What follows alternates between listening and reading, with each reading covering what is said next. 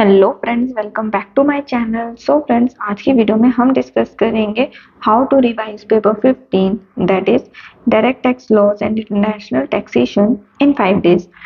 सो friends, अगर आप लोग भी अपना जून 2025 का अटेम्प्ट देने वाले हो एंड अगर आपको नहीं पता लग रहा है कि हमें इस पेपर को किस तरीके से रिवाइज करना चाहिए अपने अपकमिंग एग्जाम्स के लिए, सो इस वीडियो को एंड तक देखना मत भूलना, क्योंकि इस वीडियो में हम डिस्कस करेंगे कुछ स्ट्रेटजीज और किस तरीके से हमें अपना स्टडी प्लान करना चाहिए इस पर्टिकुलर सब्जेक्ट को कंप्लीट करने के लिए। So without wasting any time, let's start the video.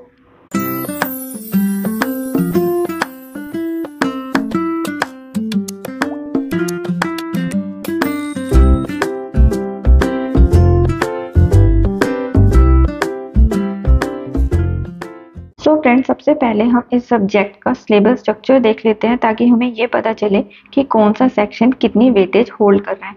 सो हमारे पास इस पर्टिकुलर सब्जेक्ट में 2 सेक्शन है। सेक्शन ए है हमारे पास डायरेक्ट टैक्स लॉज का, जिसकी वेटेज है 60%, एंड सेक्शन बी है हमारे पास इंटरनेशनल टैक्सेशन का, जिसकी वेटेज है 40%।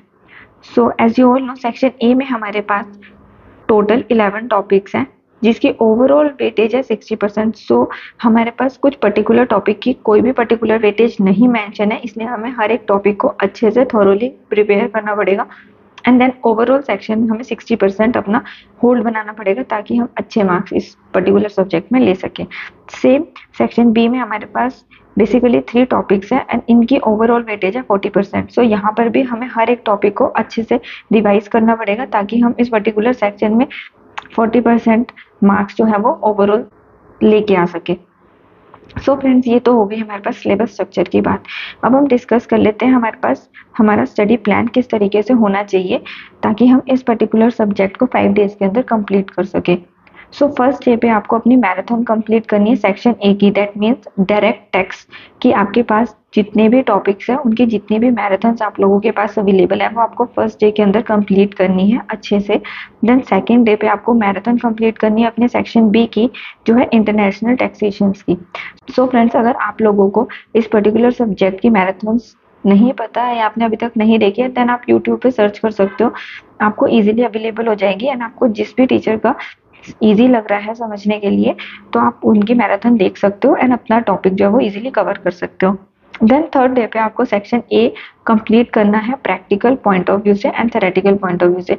सो जो फाइनल के हमारे सब्जेक्ट्स है उसमें बेसिकली हमारा जो प्रैक्टिकल है वो कुछ ही पर्टिकुलर टॉपिक्स के लिए, बाकी सारा हमारे पास थेरेटिकली होता है। सो इसमें आप अच्छे से फोकस के साथ पढ़ना, क्योंकि थियोरेटिकल पॉइंट्स हमारे पास कुछ इतने इंपॉर्टेंट होते हैं, लेकिन हम क्या करते हैं कि हम ऐसा समझते हैं कि डायरेक्ट टैक्स में थ्योरी तो क्या ही आएगी, हम उसे स्किप कर देते हैं, बट ऐसा नहीं है। फाइनल में हमारे पास जितना भी थ्योरी का पोर्शन होता है वो सब केस स्टडीज के पॉइंट ऑफ व्यू से आता है। सो उस पॉइंट ऑफ व्यू से अगर आप अपने सारे ही टॉपिक्स को कवर करोगे तो वो आप लोगों के लिए बहुत ज़्यादा बेनिफिशियल होगा। सो मैं आपको एक बार बता देती हूँ कि कौन कौन से टॉपिक्स जो है वो केस स्टडी के पॉइंट ऑफ व्यू से आते हैं। सो मैं टिक कर देती हूँ, आप उनको एक बार अच्छे से पढ़ लेना। सो ग्रीवेंस का हमारे पास आता है, पेनल्टीज का हमारे पास केस स्टडी के पॉइंट ऑफ व्यू से आता है। देन उसके बाद हमारे पास अथॉरिटीज का आता है, ICDS का आता है हमारे पास, और ब्लैक मनी का आता है। और केस स्टडीज तो ऑब्वियस बात है वो केस स्टडी के पॉइंट ऑफ व्यू से ही आएगी, बट इन टॉपिक्स में कोई भी डायरेक्ट क्वेश्चन नहीं आता। आपको क्या करना पड़ेगा, आपको टॉपिक को अच्छे से समझना पड़ेगा, देन उसके बेस पे जितने भी केस स्टडीज उस पर्टिकुलर टॉपिक से बन रहे हैं वो सब आपको रिवाइज करने पड़ेंगे ताकि आपका माइंड एक बार क्लियर हो जाए कि हाँ, इस पर्टिकुलर टॉपिक से इस तरीके की केस स्टडी आ सकती है एग्जाम में, ठीक है। सो ये हो गया हमारे पास थर्ड डे का section A.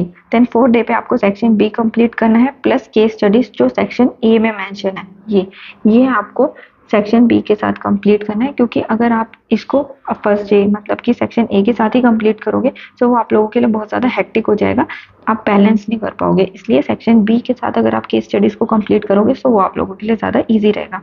Then last day पे आपको क्या करना है, इस सब्जेक्ट के जितने भी MCQ बुकलेट है वो सब आपको कवर करनी है, मॉक पेपर्स आपको कंप्लीट करने हैं, पास्ट ईयर पेपर्स कंप्लीट करने हैं एंड वर्कबुक। सो फ्रेंड्स, अगर आप लोगों ने वर्कबुक अभी तक नहीं पढ़ी है सो मैं आपको सजेस्ट करूंगी कि वर्कबुक्स के जो भी इंपॉर्टेंट टॉपिक्स है सिर्फ आप उन्हें ही देखना, बाकी बहुत ज़्यादा थोरोली मत जाना। बट अगर आप लोगों के पास टाइम है एंड आप उसे कवर कर सकते हो सो प्लीज़ आप एक बार वर्कबुक को भी कंप्लीट कर लेना अपने एंड से, एंड देन उसके बाद सारे ही टॉपिक्स को, जितने भी आपको स्टडी मटेरियल प्रोवाइड है इंस्टीट्यूट के साइड से, वो सब एक बार गो थ्रू कर लेना अपनी रिवीजन के लिए। ठीक है, सो एग्जाम से पहले अगर आप ये सब कर लोगे कंप्लीट, तो वो मोर देन इनफ होगा आपके एग्जाम के लिए। सो फ्रेंड्स, ये हो गई इस सब्जेक्ट की बात। सो फ्रेंड्स, अगर आपको इस सब्जेक्ट में या किसी भी सब्जेक्ट में कोई भी इशू आ रहा है रिवीजन से रिलेटेड या किसी भी टॉपिक से रिलेटेड, देन आप वो मुझे कमेंट सेक्शन में बता सकते हो। मैं उससे रिलेटेड एक सेपरेट वीडियो आप लोगों के लिए अपलोड कर दूंगी। फ्रेंड्स, अगर आपको ये वीडियो अच्छी लगी, देन लाइक शेयर कमेंट करना मत भूलना and subscribe my channel for more updates.